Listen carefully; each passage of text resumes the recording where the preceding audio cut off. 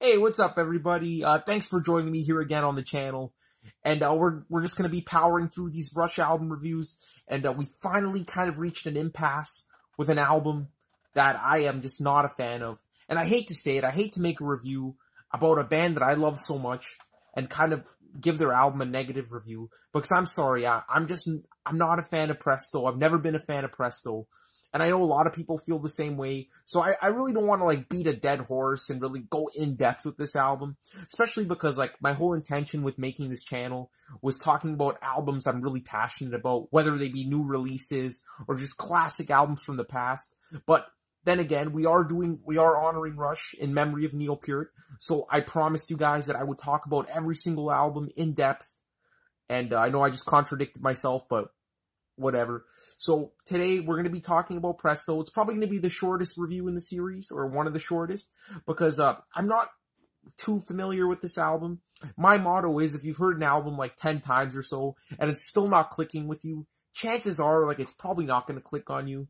Again, always give it another chance a few years down the road. But even then, if at that point it's not jumping out at you, then, no pun intended, then it probably never will. And that was kind of the case with me for Presto. I'll talk about how this is kind of like a transitional album for Rush. But when I heard this album, it was really, like, nothing really made me want to hear it. I was just kind of going in order at this point. It was a bit later on in my Rush listening career, if you want to put it that way. And I had already heard, like, all their classic albums. And then I was just kind of going back and revisiting ones that I hadn't heard before, like Hold Your Fire, Presto, Counterparts, Roll the Bones, basically up to Vapor Trails, because I'd heard Snakes and Arrows and Clockwork Angels, because they were a bit more recent. There was a bit of a gap between Vapor Trails and, or between Snakes and Arrows and Clockwork Angels. So I don't think I heard Snakes and Arrows, so correction. I think I just heard Clockwork Angels, and then everything up to Power Windows, and I was pretty familiar with those albums. I pretty much loved them all. And it was kind of sad to finally realize that my heroes, Rush, they did have some weaker moments. And at first, if you see my Hold Your Fire review, you'd see how, like, I kind of tricked myself into liking those albums a bit more than I do now. You know, I wasn't really looking at them objectively, because at the time I was like, no, there's no way Rush could come out with a mediocre album. But every band does at one point, you know? Especially if you've been around for 40 years like Rush, which is an amazing feat in and of itself. You have to stop kind of, like, overanalyzing every single album that comes out and really just cherish the amazing works they put out in the past, and look at each new album as kind of like a new chapter, the band trying something new, or in some cases, a band, you know, just rehashing the same thing. But you just have to always, like, be thankful for what you have. And that's kind of like my opinion on Presto. It's not a good album. You know, I'm not a fan of it. I'm not saying it's a horrible album. Like, it's not one of the worst albums ever. But for a band like Rush, I feel like they could have done so much better than this album. And I'll talk about some of the redeeming songs. There's a few, like, pretty decent tracks. Nothing, like, really mind-blowing. Like, even on Hold Your Fire, there were a few mind-blowing tracks, like Open Secrets. I'm a huge fan of Mission, even Time Stands Still. Those are some really memorable tracks that I really go back to a lot. But on this album, even the good tracks, like, they're good, or even great maybe, but they're nowhere near, like, the level of, like, those classic Rush albums. So that's basically what happened. So I listened to Presto, and, you know, I wasn't a big fan the first time I heard it, and I heard it a few more times. Then it started growing on me, and I'm like, oh yeah, this is a pretty underrated album. But just like Hold Your Fire, over the years, I find myself never coming back to this one. And there's really nothing that draws me back. But I do have a funny story to tell you guys. So I don't know if this is a good omen, or maybe a sign from God or something. But the other day, when I was preparing to make this review, I went out on a walk late at night. It was around 12 o'clock midnight. And my goal was kind of like just to listen to the first half of the album, then listen to the second half in the morning. You know, just to jog my memory. I knew songs like The Pass and Show Don't Tell pretty well. But the other tracks, I needed a refresher. Like, I couldn't really remember how songs like Scars and what's it called? The song before Scars went. So I went on a walk. And then, what do you know? Right in the middle of The Pass, this rabbit literally just jumped out in front of me. And, you know, okay, it's not a crazy coincidence, because there are a lot of, like, stray rabbits in my area. I live up here in the Canadian suburbs, so, like, you're going to see a lot of wildlife. But it was just funny how, like, when I was listening to Presto, this rabbit came out. And I thought that was maybe a good omen or a bad omen. But it was an enjoyable listen. And you know what? This album does have redeeming qualities, but I'm going to stick to my guns and stand by my opinion that this is probably the worst Rush album. If not the worst, it's in like the bottom two, I'd say. But it does have some good moments. So without further ado, I don't want to make this video too long. Let's just dive a little bit into the history behind this album, which is pretty interesting, actually. All right, guys, so let's just dive right into the history of Presto. You know, there's a lot of interviews out there with Geddy Lee at this point and Alex Lifeson that really shed a lot of light on their mindset at this point. This is the late 80s. This album came out in November of 89. So really the last gasp of Rush in the 80s. And before I get into the history here, I just want to talk about 80s Rush just for a quick second. A lot of people, when they refer to 80s Rush, they always think of the synthesizer period, which makes sense because it does comprise the majority of the 80s. But Moving Pictures and Permanent Waves came out in the 80s as well. So when people always ask me, like, what your favorite decade of Rush is, it's honestly like kind of okay, I'll go for the 70s, but it's honestly kind of a toss-up because in the 70s you got Hemispheres and Farewell to Kings, and then in the 80s you got Permanent Waves and Moving Pictures, and those are basically my top 4 Rush albums, and they kind of alternate. Like I got Hemispheres at number 1, then usually Moving Pictures at number 2, sometimes Farewell to Kings at number 3, sometimes Permanent Waves. So I really like, when I tell people the 80s sometimes, they get kind of surprised because when you think of 80s Rush, you think of stuff like this, like Presto and Hold Your Fire and things like that. But let's not forget those amazing albums that came out early on. And then Signals, Grace Under Pressure, Power Windows. Those are all fantastic albums as well. So the 80s decade of Rush was definitely successful, but too bad they had to close it out with this one because they really go out with a whimper. And again, sorry to go off on a tangent there, but Rush were basically facing a lot of impasses at this point in their career. First of all, they ditched Mercury Records, which was their like worldwide distribution kind of place, or what am I saying? Not place. The record company, the worldwide record company. And it's funny because Geddy Lee or Alex Lifeson, I can't remember who says it, he just said the relationship was getting stale. So they don't really elaborate on that, but like how stale can a relationship get with a record company? I mean, like maybe they referred to the pattern where the record company wanted 4 records, 4 LPs, studio albums, and then a live album, and then kind of like rinsing and repeating that same pattern. But then again, I don't even know if that was really the record company or just Rush wanting to do that. So again, I really don't know what made the thing so stale, but I think the real feeling I have was they just wanted to sign with Atlantic Records because they ended up signing with Atlantic, and we all know they're a huge record company.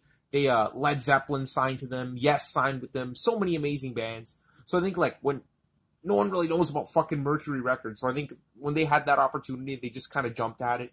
But then again, they did get signed to Atlantic after actually like writing and recording this album. So yeah, so I guess you could throw that theory out the window. But maybe they were looking to get signed by Atlantic. Who knows? It's all speculation.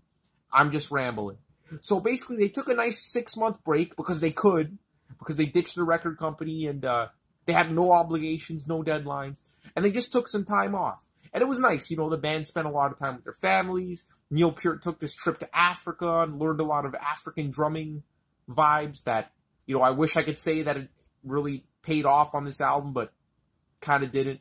But anyway, it was a nice break, and they came back together, all nice and refreshed. And for some reason, after this break, they had a change of heart. It seemed like they had a totally different outlook on music. Again, from interviews you read, Geddy Lee just sounds really bitter about the whole synthesizer period of Rush. He flat out says he was sick and tired of working on synths and computers and things like that. And both him and Alex really agreed that the core sound of Rush were really those guitar-oriented riffs, that hard rock sound combined with progressive music. And I tend to agree, although I do love the synthesizer period up to Power Windows, I do agree that, you know, it was getting a little overboard at that point. Like, Hold Your Fire was just a hit or miss kind of album. And it also didn't sell well, so that doesn't help the cause. And it just seems like it just ran its course. The whole synthesizer as a lead instrument kind of ran its course. You know, they didn't give up on it yet. They still used it for little flourishes here and there, or a lot of flourishes, but you know, they wanted to go back to the guitar being the main instrument. And I found this really interesting because I've seen earlier interviews where Geddy Lee said it was so much easier to write with a synthesizer, so much more melodic. They were just praising it. Even Alex Lifeson, at first, he was, you know, he took to the synths with open arms. But then again, by the time Grace Under Pressure came out, it started irritating him a bit how much synth they were using in their music. But yeah, now it seems like they had a total change of heart. So they went to write this album. And they recorded it. They recorded in England and I think in Canada as well. I could be wrong, but for sure part of it in England. And it's funny because even their producer, Peter Collins, who gets a lot of shit for that overly 80s sounding production, he didn't really want to work with Rush anymore. He wanted to produce other bands. So that's a bad omen right there. If your producer that was like totally on board with the synthesizers wants to move on to other things, you could really tell it's getting stale.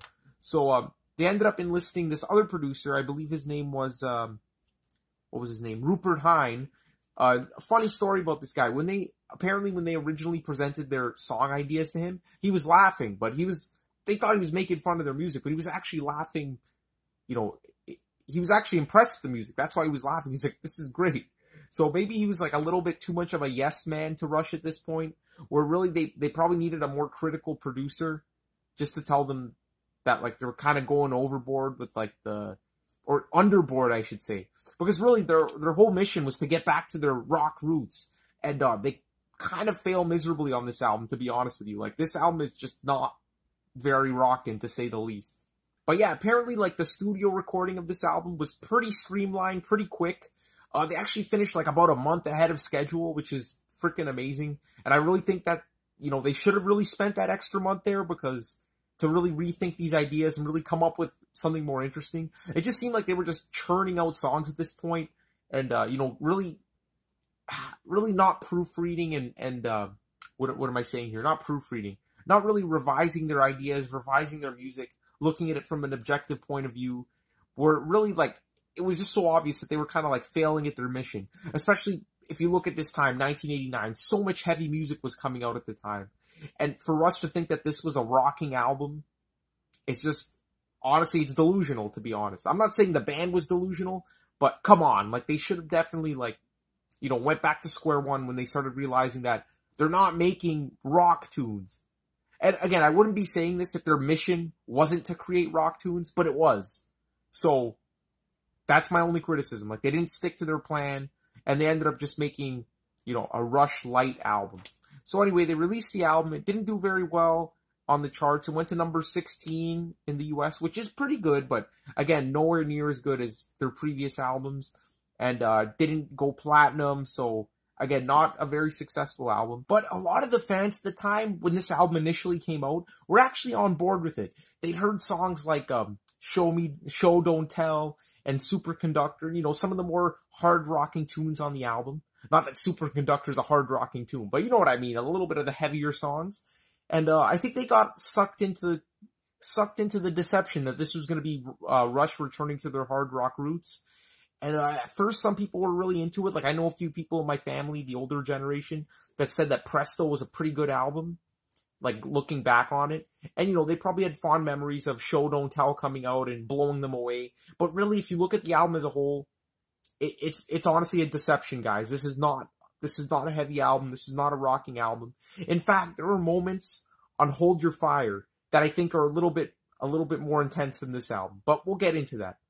So anyway, guys, that's pretty much the history behind the album. Again, this is a transitional album. Rush would go on to fully realize that hard rock sound on the Counterparts album a few years down the road.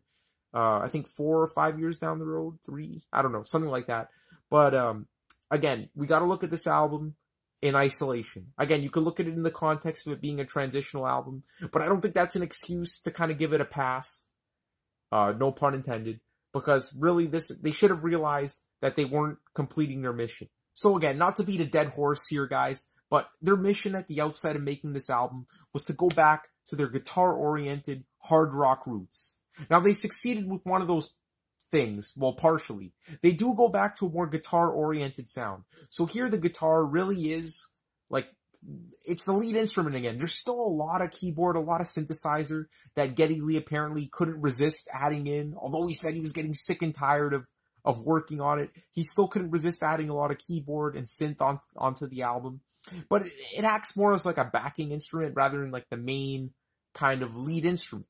So it is all the weight shifted back to Alex Lifeson. And I think that he'd been on the sidelines for such a long time at this point, he did have fantastic moments, but really his moments on the album were more of standalone kind of sections rather than like his performance throughout the entire song. For example, on the song Emotion Detector, Alex Lifeson does this phenomenal solo that comes in later on in the track, but throughout most of the song, it's mostly the bass and the synthesizer doing a lot of the work. So now Alex Lifeson's back in the spotlight, and he may have intended to go back to a harder rock sound, but it just failed miserably. And I'm sorry, I love Alex Lifeson. He's one of my all-time favorite guitar players, easily in my top 10 favorite. But his performance on this album is really nothing to write home about. The guitar tone is so thin. It's really not a riff-based album. There's nothing heavy about it. And the album really has no balls to it.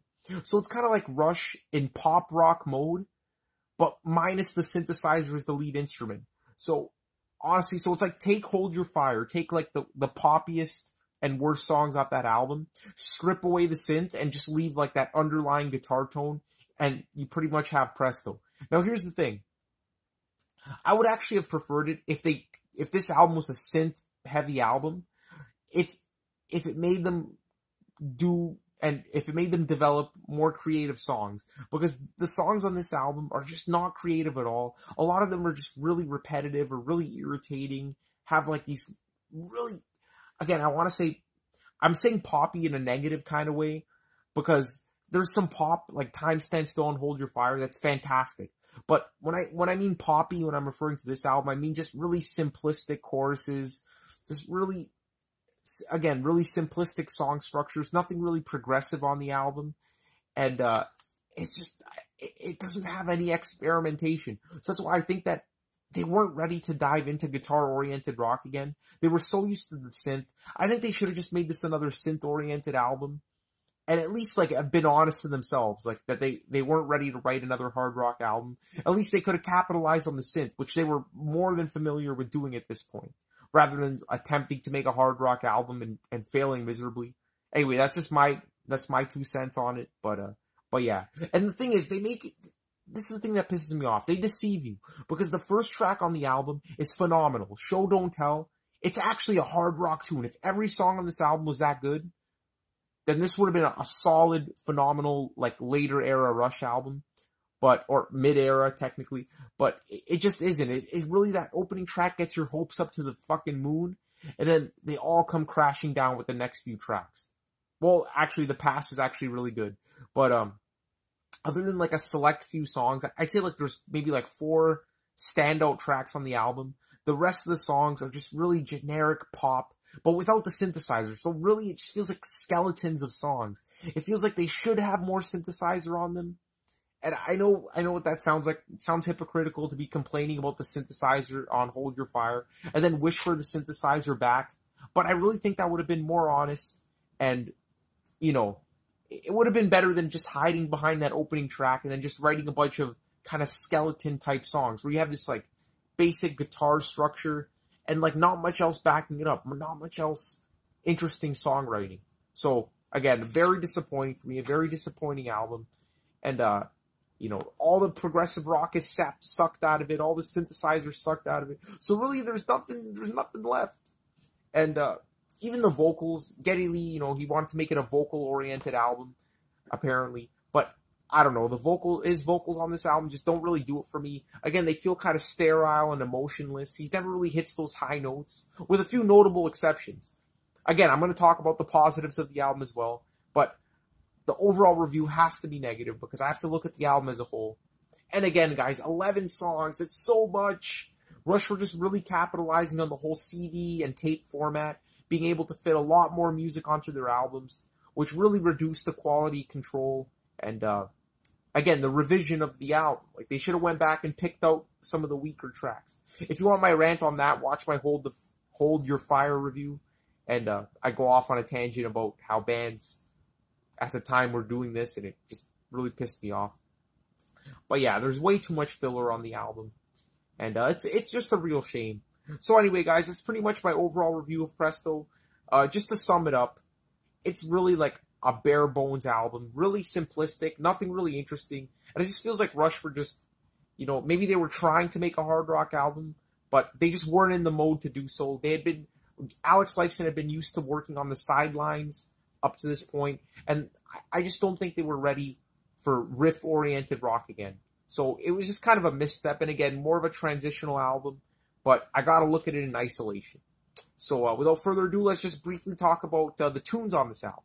Sorry guys, I totally forgot to mention this. Just quickly before we get into the track-by-track reviews, you gotta talk about the cover art of Presto. I mean, just look at that thing. Look at that fucking album cover.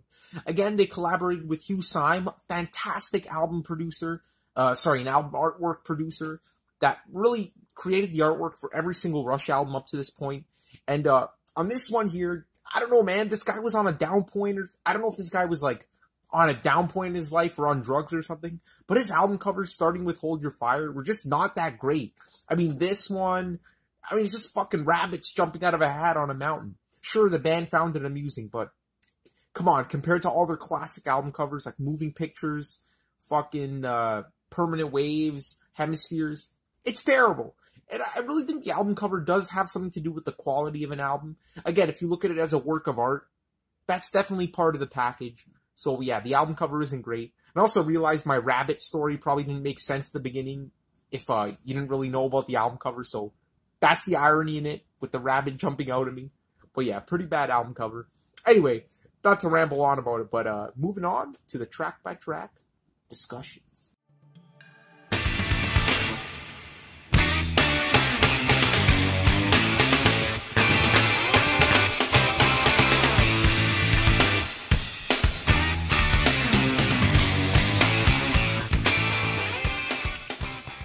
Alright, so the first track on the album is the infamous Show Don't Tell. And the reason I say infamous, again, it's not because the song is bad. In fact, this is one of the best songs on the album. If every song was this good, this would actually be a fantastic Rush album. And honestly, this is probably the best, if not maybe the second best song on the album. But the reason it's infamous is because it's highly deceptive. Unlike a lot of the other tracks on the album, or like most of the other tracks on the album, this song here actually has a fantastic guitar-oriented sound. The main riff on this track is fucking incredible, and I don't say that lightly. I mean, the riff on this song is just fantastic. Alex Lifeson really outdid himself. It's just so jazzy, and it has so many twists and turns in it, and most of all, it rocks and it's heavy. Now, overall, I wouldn't say this song is heavy or really a hard rock song, but it does have that fantastic jazzy riff that just powers the entire song. The main melody and the main choruses of the song are pretty keyboard heavy, pretty laid back, but it's actually pretty good. It's actually a well-written song, really memorable, and it opens up with some Neil Peart tribal drumming that I guess he picked up down in Africa. And it actually works pretty well on this track. But yeah, when that riff comes in, I could definitely see why a lot of Rush fans in like the late 80s really ate up this album, because this track here is just a fantastic way to start the album. It even has an awesome bass and synth interlude at the end that's just so laid back, so relaxing, and yet so tasty. Again, showing Rush's mature side. So honestly, this song is awesome. I got nothing bad to say about this. I actually hear a lot of counterparts kind of points, especially during the bridges and the chorus of the track. A lot of parts that remind me of the album Counterparts. Wow, that really rolls off the tongue. The parts from Counterparts. But yeah, Show Don't Tell is incredible, an incredible opener. I would easily give this song an 8.5 out of 10. It's a really big highlight. And I'm just kind of I'm kind of relishing in the moment right now because we're about to get a bit negative. But Show Don't Tell, put it on a playlist, and put this and 2 other songs from this album on a playlist, and then forget about the rest.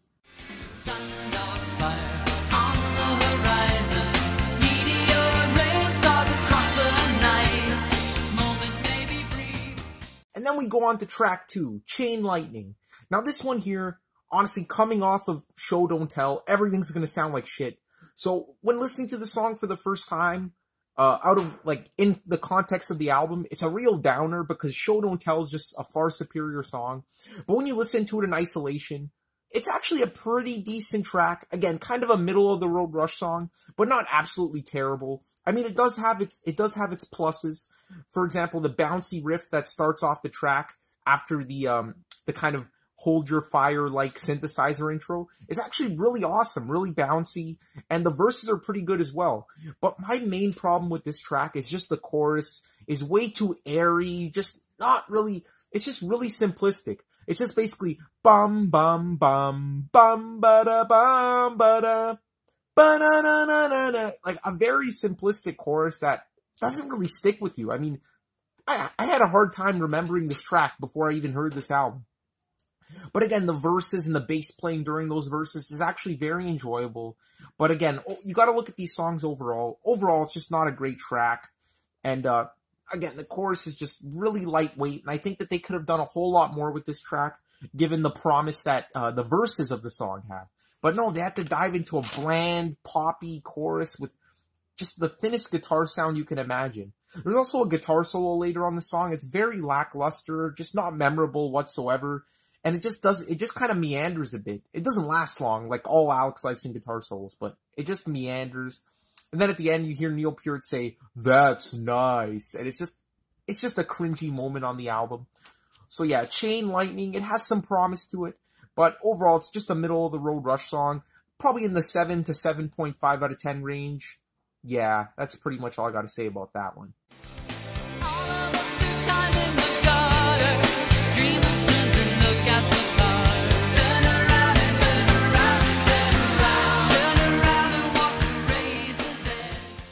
Coming up next, we got the one and only The Pass. Now, this song here is just widely regarded to be the best song on the album, or if not the best song, then the second best, right next to Show Don't Tell. It's definitely a toss-up between those songs for me. Musically speaking, Show Don't Tell all the way trumps this song.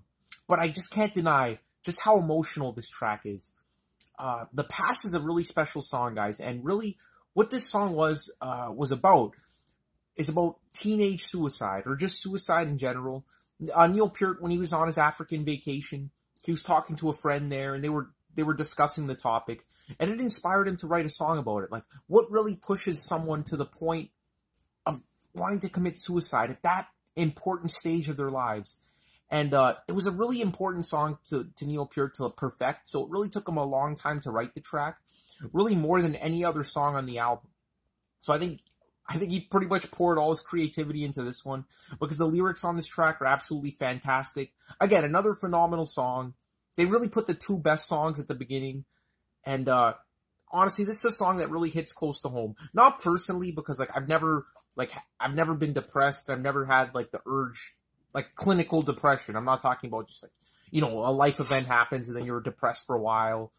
Because, a lot of personal things have happened to me in the past few years. A lot of, like, deaths in the family. A lot of young people passing away on my family. So, there can be depressing moments. But to actually have depression is, like, a clinical diagnosis. Even today at work, I had a patient with depression. And she was, not to give too much information out, but she's a heavy smoker. And she has, like, a life-threatening condition called COPD.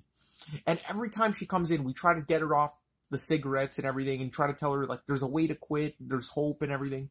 But because of her depression, she just really doesn't care anymore. And it's just really sad. Like, I don't know if she's on, like, the brink of, I don't think she's, at the point of wanting to commit suicide. But it's an important topic that a lot of people should really learn more about, because, being depressed is actually a clinical diagnosis.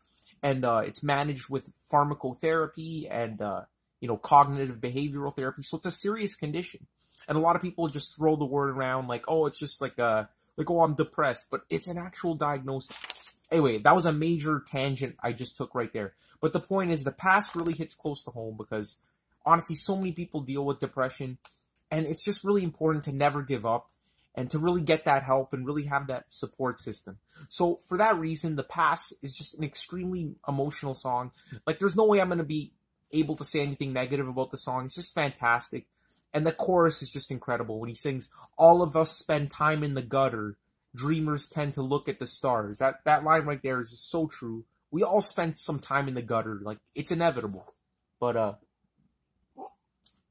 it just depends how far we take that really matters. So yeah, The Pass is fantastic. Musically speaking, it's nothing really to write home about. There's a cool, like, plodding bass riff that kind of leads the track. But it's really all about Geddy Lee's vocals, which are fantastic. He does a fantastic interpretation of the lyrics. And again, Neil Peart's lyrics really hit close to home here. So yeah, you know what? It's almost impossible not to get choked up. And apparently Neil Peart, he did get choked up like every single time they played this track. So a really emotional piece. And one that they actually played from Presto. You know, believe it or not, they didn't really play many songs from this album. And live, I should say. But they did play the past. So that just goes to show the strength of the track and also the weakness of the rest of the album. So this one here, I'd give it easily an 8.5 out of 10. Lyrically speaking, it's like easily a 9.5 out of 10. But I got to take the music into account, which is pretty simplistic. But, you know, this song really isn't about the music. So I'd easily give it an 8.5 to a 9 out of 10. It's a great song.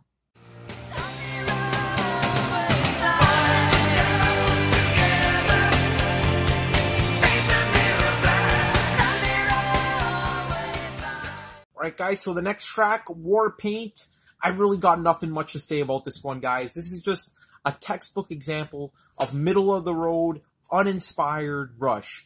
I mean, right from the beginning of the song, there's really nothing memorable about it. It isn't really a guitar-oriented track. Sure, there are a little bit of like guitar flourishes here and there, but honestly, this is pretty much a synth-driven track, to be honest. And it's just... oh man, it's just so forgettable. I mean, you listen to this song and it's just out of your mind in 2 seconds. And it has this really nauseating kind of outro, like this sing-along kind of outro to it. And really, like, for 5.5 minutes, this song just doesn't have enough ideas to sustain that amount of time. And it doesn't even pick up until, like, 3 minutes in, when the guitars really kick in. Again, not really a good song. I always found it funny how it sounds like Geddy Lee is singing fucked up with vanity every time. I don't actually know what he says. I looked it up in the past and he doesn't say fucked up with vanity. He says something else with vanity. But it sounds exactly like he's saying fucked up with vanity. So anyway, that's pretty much all I take from this track. It's just so mediocre, so middle of the road, and Rush knew they could have done better.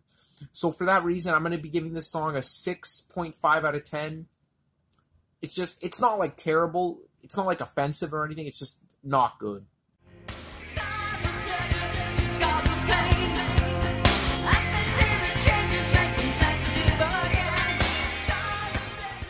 Alright guys, next track, Scars.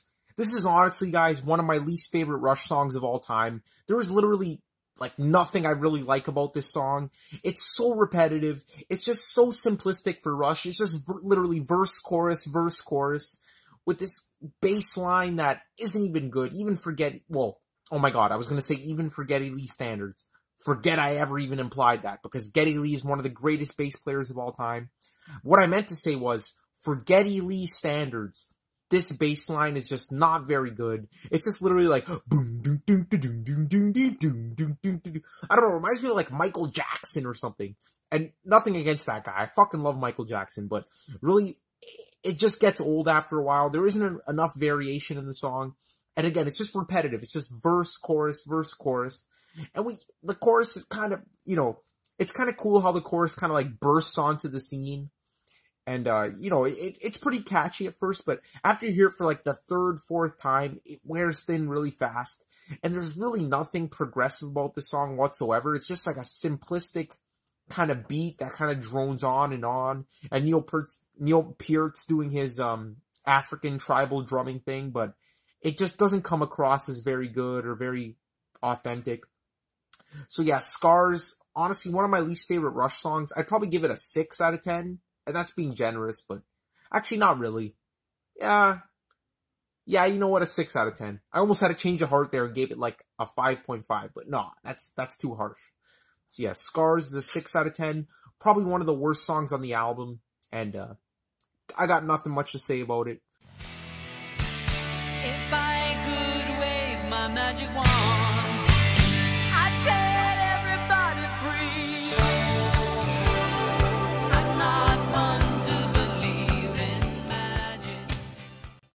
Then we get into the title track, Presto. And this one here, you know what? I gotta be honest, guys. It's not that bad. It's actually pretty decent. You know, the main thing about this song is it's kind of bland, it's kind of stale, but it does have some pretty interesting moments. Alex Lifeson brings back the acoustic guitar, and we haven't really heard acoustic playing from Alex Lifeson in a long-ass time, and I really think that Alex Lifeson was one of the best acoustic guitar players, like in mainstream rock, or, you know, not really mainstream rock, but, you know, progressive rock, heavy metal. Like, his acoustic playing on songs like Farewell to Kings, I'm trying to think of acoustic songs by Alex Lifeson. So many. He's played on so many acoustic songs. It's been memorable, and really shows that he's a fantastic player that's mastered acoustic and electric. But on this track, his acoustic playing is a little bit lackluster, to be honest. Really just providing a few flourishes here and there, just kind of to support the main theme of the song, which is pretty good. It's pretty unique because he hasn't really broken out the acoustic guitar in a long-ass time. But, you know, so I can't really complain about that. But it just sounds kind of bland. The chorus is pretty cool. But overall, the song is it's just bland. I'm so sorry, guys. It's just fucking bland.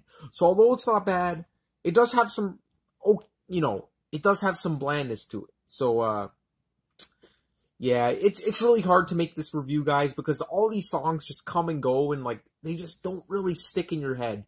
So that's the main issue with this album. Even the title track, they didn't play this song until, like, I believe the Snakes and Arrows tour in 2009 or 2010 or something. I don't even fucking know. But, you know, that just says something right there. When you don't even play the title track of the album on the Presto tour, that is not a good sign. But yeah, you know what? Not horrible. Much better than Scars and Warpaint. So I'll give this song a solid 7 out of 10, but maybe a 6.5. But for the most part, it's pretty bland. So yeah, that's the title track. Watch his every move, Superconductor. Oh, his straight illusion, Superconductor. Alright, guys, coming up next, we got Superconductor, which is actually one of the more well-known songs from the album. I think they released it as a single, and a lot of fans seem to really like this song.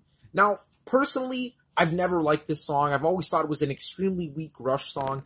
It just feels like Rush just trying to have a hard rock tune in the late 80s and just failing miserably. Again, like oh, my chair's sliding again. Again, guys, like, this album here really just shows that Rush just weren't ready to make hard rock tunes. Again, it has a pretty upbeat riff, but the spirit of the songwriting on this track is definitely more in a pop vein than a rock vein. It has this catchy, upbeat chorus, but it really does nothing to you. It's just, I don't know. It's just, again, really generic and really, you know, not to overuse the word generic, but it really is. This song just comes and goes, and it just seems like another, like, late 80s kind of, like, pop rock tune. The guitar playing, it is a guitar-driven song, but the guitar playing on the song isn't very interesting. It isn't very memorable, and, you know, it's ironic because this song is about the bland pop rock scene at the time. I'm not even kidding, guys. Like, this song is literally, like, basically Grand Designs Part 2, but, it just doesn't work because, again, the band is really, this whole album has pretty much been, like, bland pop rock so far, and they're writing a song criticizing pop rock. It's a little hypocritical. I'm sorry, Rush. I love you. You're in my top 5 favorite bands of all time. But I have to be honest with myself. I find this song very hypocritical. And, you know, it's kind of funny how, like, a lot of fans think this is a great song or a highlight of the album because, you know, I'm not a huge fan. So comment down below if you love this song. Tell me why. And I'd really like to know why because I've tried so hard to like this track. But it just doesn't do it for me, guys. So this song here, I'm going to give it a 6.5 out of 10. Or maybe even probably a 6.5 out of 10. Because it does have, like, a pretty decent riff. It has some redeeming qualities, but overall as a song, it's just a failed attempt at making a hard rock single. And, yeah. There is no safe seat at the feast. Take your best dive at the feast. Night is turning gray. Alright, next track, we got Anagram, in parentheses, for Mongo. Now, I have no idea what Mongo is, but this song is basically, you know what? It's kind of a guilty pleasure for me because I do kind of think the chorus is really catchy. But overall, the song is just really bland. And the whole gimmick with the song is that there's a bunch of anagrams in it. If you don't know what an anagram is, it's basically like a rearrangement of a word. And basically, Neil Peart, with his lyricism on this song, he basically used the word and then the anagram for that word in the same line. So there's kind of like a lyrical theme going on here, but musically it's just a really poppy, really synth-oriented tune, and really doesn't have any hard rock moments whatsoever. So again, another prime example of the band really not following through with like their mission on this album, and creating just like a middle-of-the-road Rush song. Now, a lot of people seem to really hate this song, and I think like it actually deserves a little bit more praise than it gets, because the chorus is pretty catchy and pretty uplifting. But I have to agree that overall it's not a very good Rush song. So I'm going to give this song probably like a 6.5 out of 10. Doesn't really do much for me, but the chorus is kind of a guilty pleasure at times.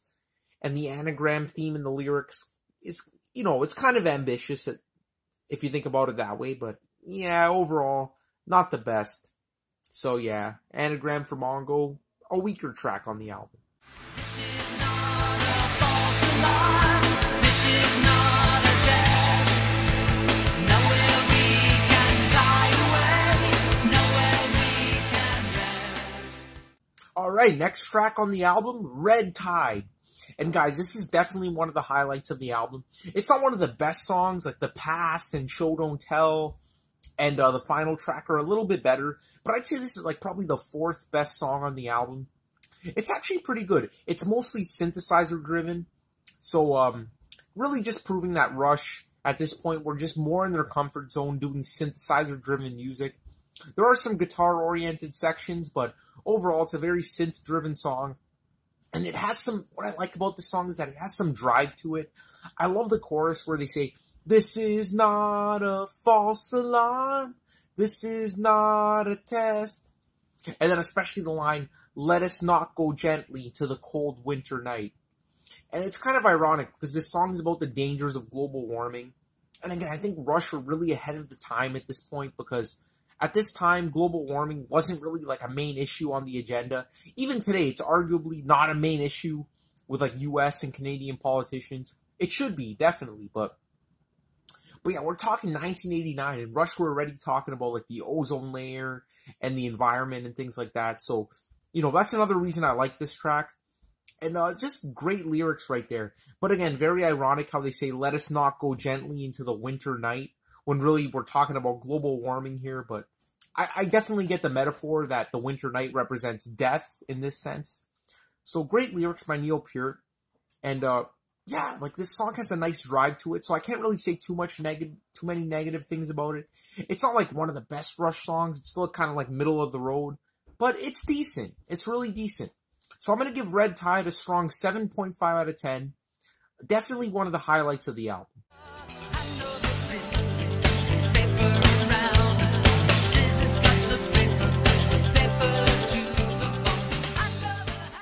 Alright guys, so next track on the album, I'm going to be brief again.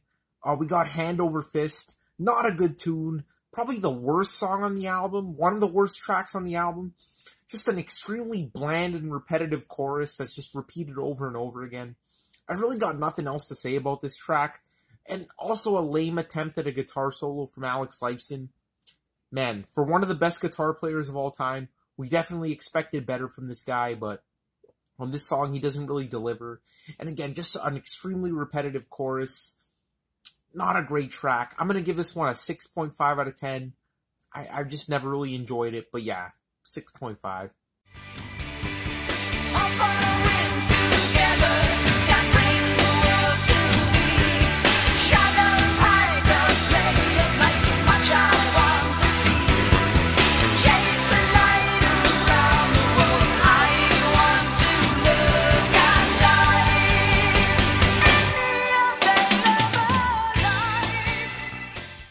What a relief, guys. This album ends with easily one of the best tracks, right up there with The Pass, right up there with Show Don't Tell. The awesome, underrated song, Available Light. This one here is actually really, really good and very unique for Rush. It has this bluesy, this smoky atmosphere, and Alex Lifeson really comes in with some nice bluesy guitar licks that are pretty uncharacteristic, but I'm not complaining. I'm a huge blues fan. I'm a huge jazz fan, and I love how they kind of like peppered this song with those elements.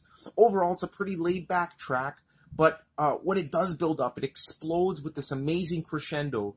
I think one of Geddy Lee's like best vocal moments on the entire album. Well, yeah, by far his best vocal moment on the entire album, where the music just cuts out and he says, "In the available light," and he just puts so much passion and so much emotion into that line that it really makes the entire song. And yeah, it's just, you know what? I was so happy when I first heard this album and I got to this track because like the album's been on a freaking dry spell for the longest time. Pretty much since like the title track. That was the last like half decent one on the album. And even the title track isn't that great. So really from the pass onward, this album's been like a desolate wasteland. But then we get to this song and it just reminds us that, you know, Rush are a great band and they were capable of creating great songs at this point. They just maybe should have put a little bit more time into making the album, and again, not to beat a dead horse again, but like to revise their work and really be critical of their music and objective. But yeah, great song. There's even a pretty good guitar solo on this track as well, so that's pretty unique for the album. But yeah, really good song. I would easily give this like an 8.5 out of 10, or man, like I wouldn't give it a 9 per se, but definitely at least an 8.5. I really enjoyed this track. And that's the end of the album. So in conclusion, guys, what I would recommend from this album, take Show Don't Tell, take The Pass, and take Available Light, extract those songs from the album, and put them on a playlist. And of course, if you love the album, that's even better. I wish I could love the album. Then just listen to the whole thing. But for me, it's not really worth the time and investment to listen to this whole thing in sequence, especially because it's a very lengthy album, and I'm only really a fan of those 3 tracks. Maybe like put in like Presto and Chain Lightning in there too, maybe some Red Tide, and you'll have like a nice like little EP going on, which would be pretty cool. And yeah. So thanks again for joining me, guys. You know, I had a better time than I thought talking about Presto because it really made me reflect on the album and appreciate some of the better moments on it that I hadn't heard in a long ass time. So it was actually not too bad. So join me next time. I'll be talking about Roll the Bones, which I consider to be a step up from Presto. Still not like a fantastic Rush album, but definitely a step up from Presto, and it has a lot more highlights. So stay tuned for that, guys. Thank you. Peace out.